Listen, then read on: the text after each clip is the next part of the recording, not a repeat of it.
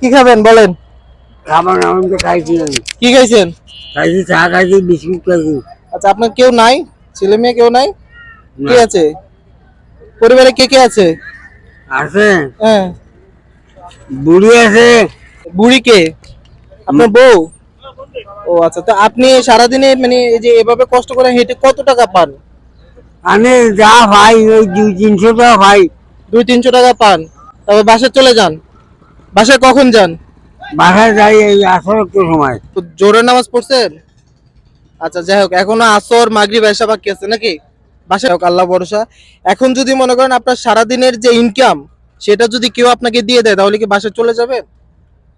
আর ঘুরে ফিরে যাবানি না, ঘুরে গেলে হবে না। না। আপনি সারাদিনে যে টাকা পাবেন, কত পান সারাদিনে?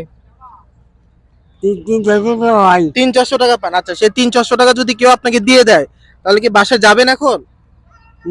হ্যাঁ, না চলে যাবো। কথা দিতে হবে। সবার সামনে কথা দিতে হবে যে বাসায় চলে যাবেন, এখন আর কষ্ট করবেন না।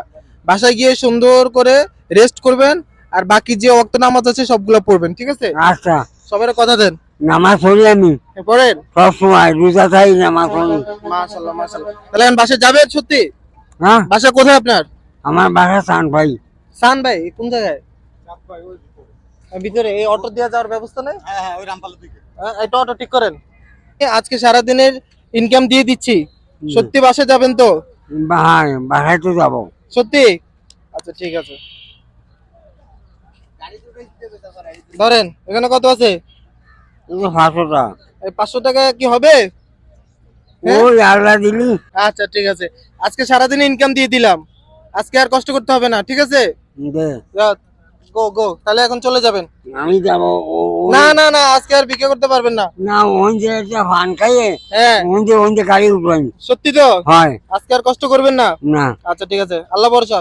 আল্লাহ আসসালামু আলাইকুম। ওয়ালাইকুম আসসালাম। আচ্ছা, ঠিক আছে, যান। পান রহমাতুল্লাহ। খেয়ে বাসায় চলে যাবেন, আজকে আর ভিক্ষা করবেন না কিন্তু।